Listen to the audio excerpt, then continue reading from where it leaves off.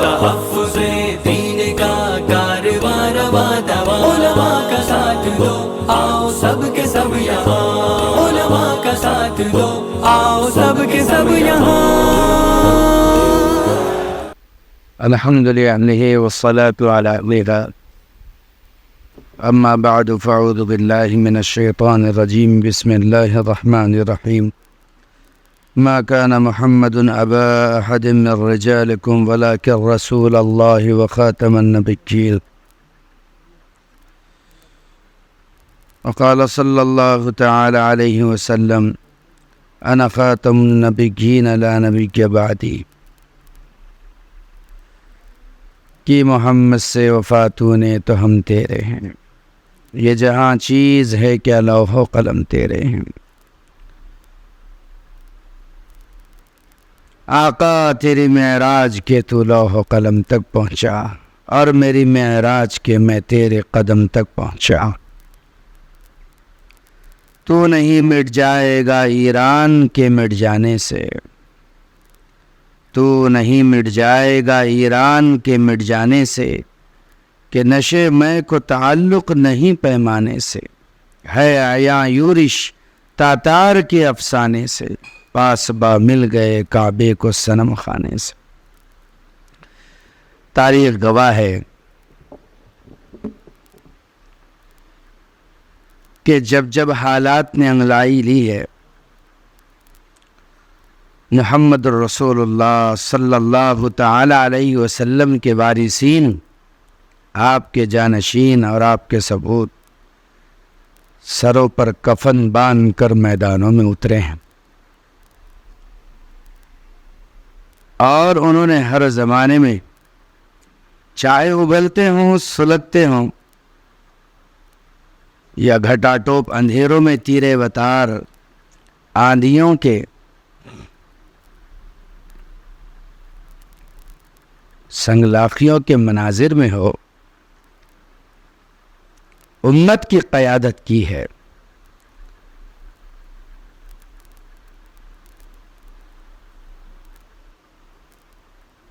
Programme چل رہا ہے،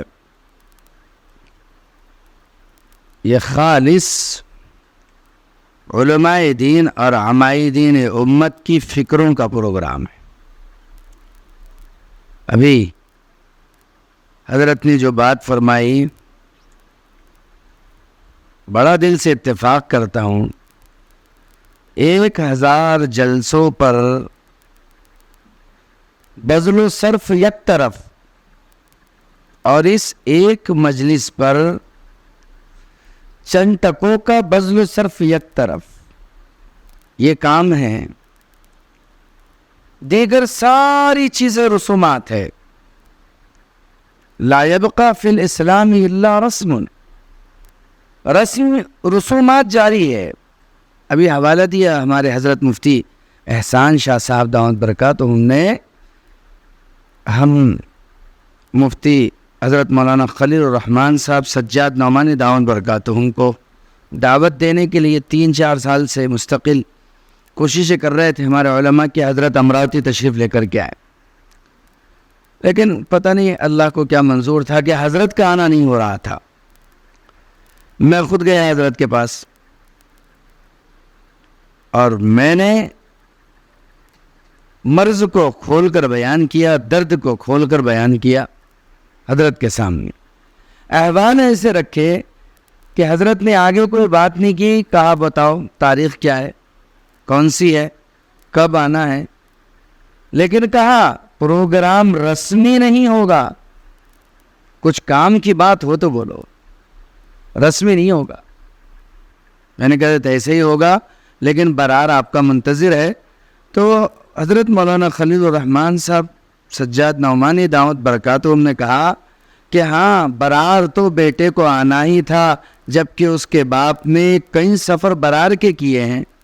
میں نے کہا حضرت ہم سمجھے نہیں۔ کہا میرے والد محترم حضرت مولانا منظور نعمانی رحمۃ اللہ علیہ فرمایا کرتے تھے کہ برار میں کوئی خاص چیز ہے، میرے قدم کھینچے جاتے ہیں، وہاں کے لوگوں پر محنت کرو۔ آپ حضرات کی آمد ہمارے لیے بڑی باسعادت ہے، کہ آپ حضرات نے سر پر ہاتھ رکھا. دیکھنے میں برار میں ان چیزوں کی کوئی شدت سے ضرورت محسوس نہیں ہوتی، لیکن آپ حضرات نباز ہے. آپ نے محسوس کیا جو کھیتی جتنی زیادہ لہلہاتی ہوئی نظر آتی ہے وہ کھیتی اتنی ہی زیادہ کیا کہتے ہیں جس کو اچانک جو اٹیک ہوتا ہے کھیتیوں پر، اچانک جو وائرس کا اٹیک ہوتا ہے تو وہ کھیتیاں وائرس کے اٹیک سے ایک ساتھ پھر ختم بھی ہو جاتی.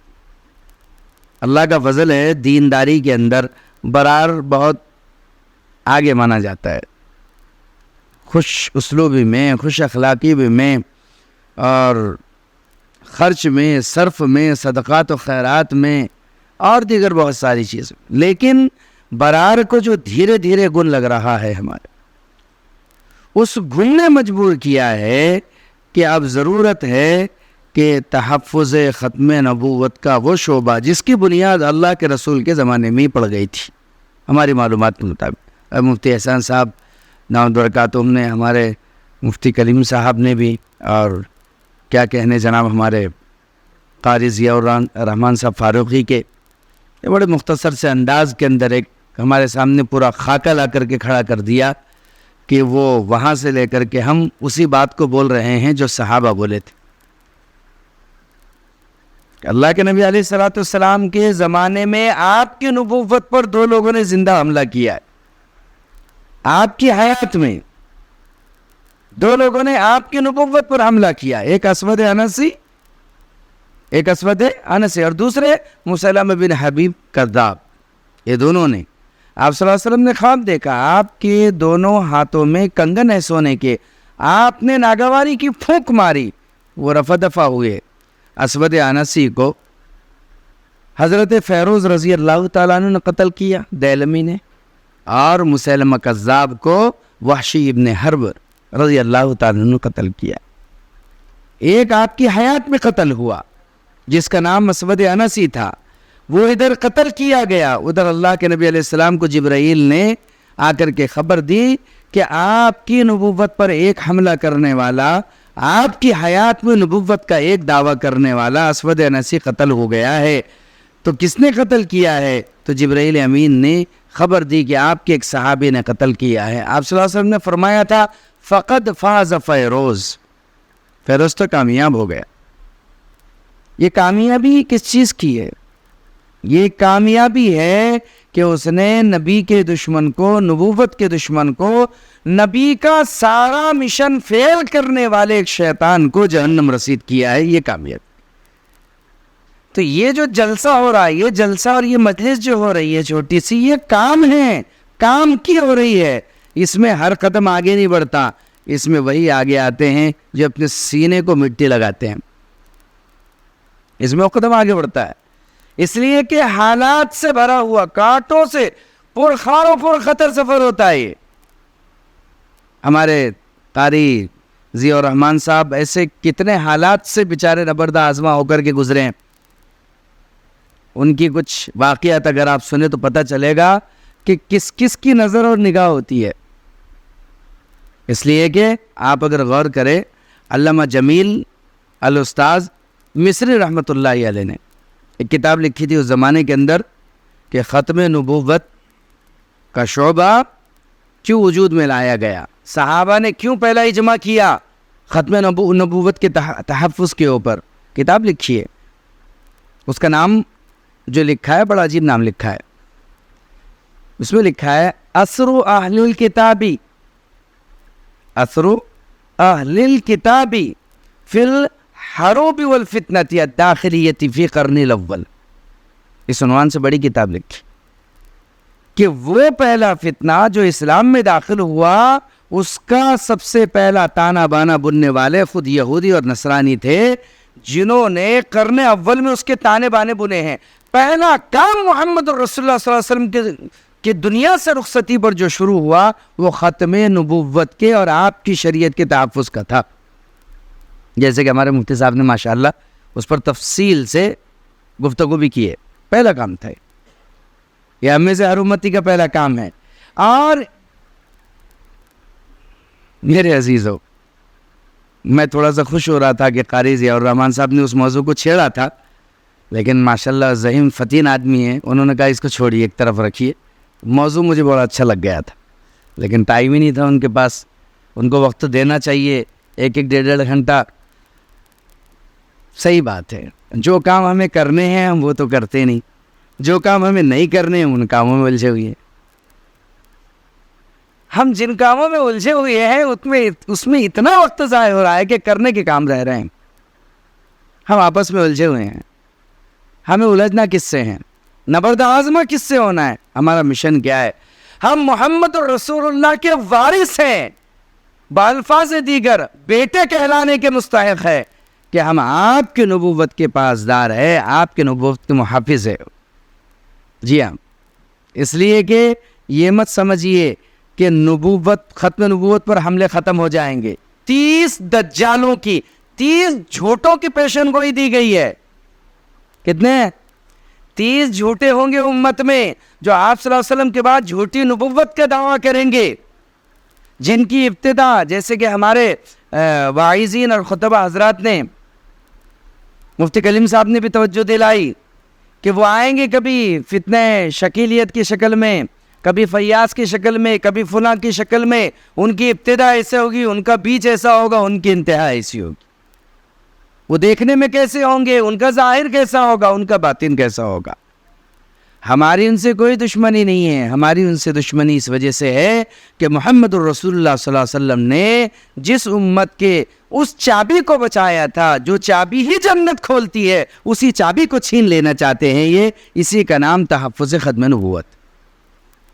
اگر کوئی ختم نبوت کا قائل نہیں ہے، ختم نبوت کیا چیز ہے کہ بھئی آپ صلی اللہ علیہ وسلم آخری نبی، آپ کا دین آخری، آپ کی امت آخری، آپ کی شریعت آخری. اب کوئی نیا دین چلے گا نہیں، نئی شریعت چلے گی نہیں، نئی امت آئے گی نہیں. یہ مطلب ہے موٹا موٹا ختم نبوت کا. تو اب کوئی نبی کی شکل میں دعویٰ کرے گا، کوئی اور کسی شکل میں دعویٰ کرے گا، اس لیے کہ دنیا جانتی ہے جتنا اکرام اس دنیا میں نبی کا ہوتا ہے اور کسی کا. اسے لوگ بڑا بننے کے لیے ایسا راستہ تلاش کرتے ہیں جس راستے میں ان کی عزت کو 2 بال کی ملے، ان کو 4 چاند لگے، تو یہ راستہ آسان نظر آتا ہے. عجیب بات یہ ہے کہ اس دور میں ایسے لوگوں کے ماننے والے بھی نظر آتے ہیں جو یہ کہتے ہیں کہ لا الہ الا انا، جو یہ کہتے ہیں کہ میرے سوا کوئی معبود نہیں. امریکہ میں ایک ریاض نامی شخص نے اللہ ہونے کا دعویٰ کیا، لوگوں نے اس کو بھی اللہ مان لیا. یہ دور تو عجیب چپڑ قناتی دور چل رہا ہے. ابھی شروع میں ابتدا میں حدیث پیش کی تھی مفتی صاحب نے کہ ایسا دور آئے گا کہ آدمی اس حال میں صبح کرے گا کہ وہ مومن ہوگا، لیکن رات اس حال میں ہوگی کوئی ان سے کافر، وہ سورج ڈوبتے ڈوبتے اپنے گھر کی طرف اس حال میں لوٹے گا، کافر ہو چکا ہوگا. کتنی عجیب بات ہے، سوچنے سے تعلق رکھتی ہے. اور ہم اس دور کی طرف بڑھ چکے ہیں، اس میں داخل ہو چکے ہیں. اس لیے ہماری اپنی ذمہ داری بنتی ہے کہ ہم بھی ان سپاہیوں کے صف میں شامل ہو جائیں جن کے سروں پر یہ ذمہ داری کا کانٹوں بھرا تاج سجایا گیا ہے کہ محمد الرسول اللہ صلی اللہ علیہ وسلم کی ختم نبوت کے تحفظ میں ہی پوری امت کے ایمان اور اعمال کا تحفظ ہے. یہ نہیں تو کچھ نہیں، اور یہ ہے تو سب کچھ ہے. اس کے لیے ہم میں سے ہر ایک کو قدم اٹھانا ہے. صحابہ کا اجماع جس چیز پر ہو گیا، 11 لشکر جس قد و قامت کے لیے بھیجے گئے اور جس اقامت کے لیے بھیجے گئے، 1200 صحابہ جس میں شہید ہوئے، جس میں سے 700 علماء صحابہ تھے جو قاری بھی تھے، حافظ بھی تھے، اہل علم بھی تھے. یہ ذمہ داری ہم سب کی بنتی ہے. مبارکبادی ہے حضرت مولانا مفتی فضل متین صاحب کے لیے کہ آپ کے لیے تلنگانہ سے لوگ پیر سر پر رکھ کر کے آگئے، بڑے بڑے لوگ جن کے پاس وقت نہیں. آپ کے لیے اورنگ آباد کی وہ شخصیات جن کی ایک نظر و جھلک پانے کے لیے لوگ بےتاب ہوتے ہیں، وہ آپ کے پاس آ گئے. علاقہ برار سے آپ کے بلاوے پر اکولا سے ہمارے مفتی حفیظ صاحب جیسی شخصیت اور دیگر احباب آپ کی خدمت میں، آپ کے ساتھ خدمت کرنے کے لیے تشریف لے کر کے آ گئے. اس لیے کوئی بہت بڑا اجلاس نہیں تھا، یہ مشاورتی اجلاس تھا. جس کے اندر یہ بات طے ہونی تھی کہ اس مشن کو آگے بڑھانے کے لیے ان حضرات کی سرپرستی کے اندر کس طریقے سے آگے بڑھایا جائے. ماشاءاللہ آج ہمارے سامنے بہت ساری چیزیں آ گئی ہے. ہم سب نیت کریں کہ انشاءاللہ ہم اس کام کو, اس مشن کو دل و جان کے ساتھ آگے بڑھائیں انشاءاللہ. ظاہر سے کہ نا انشاءاللہ. ماشاءاللہ اللہ تعالی ہمیں عمل کی توفیق عطا فرمائے, تحفظ بھی عطا فرمائے. اور مولانا فضل متین صاحب نے چونکہ اس کام کو شروع کیا ہے, اس لیے کہ قدم تو انہی نے بڑھایا ہے, قدم انہی نے اٹھایا ہے. کوئی تو اٹھا نہیں رہا تھا, کوئی تو اٹھا نہیں رہا تھا. اب شکوہ نہیں کر سکتے, لیکن وہی میں کہہ رہا تھا کہ قاری صاحب کی اس موضوع پر اگر تھوڑی سی بات ہو جاتی تو اور مزہ آ جاتا. ماشاء اب جس نے بوجھ اٹھایا ہے, جس نے قدم اٹھایا ہے, اسی لیے سر سہرا بھی انہی کے سجایا جائے تو اچھا. کیا رائے ہے مفتی صاحب کہ مولانا فضل متین صاحب کو ہی اس کا کنوینر بنا دیا جائے؟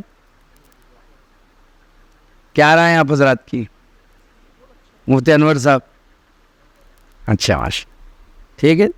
جی S herbal wholesale ayurvedic ادویات کا قابل اعتماد مرکز. تجارت کے خواہش مند حضرات کو ہم مکمل ٹریننگ دیتے ہیں. ہمارے ساتھ تجارت کر کے بھرپور پیسہ کمائیں. علماء کرام, حفاظ, ڈاکٹرز اور میڈیکل والوں کے لیے خصوصی رعایت. تفصیلات کے لیے ابھی رابطہ کریں. قاسمی حج عمرہ ٹورز اینڈ ٹریولز حج عمرہ اور دیگر مقدس مقامات کی زیارت کا بھروسے مند مرکز. حج عمرہ جانے کے خواہش مند حضرات اسکرین پر دیے گئے نمبرات پر کال کریں.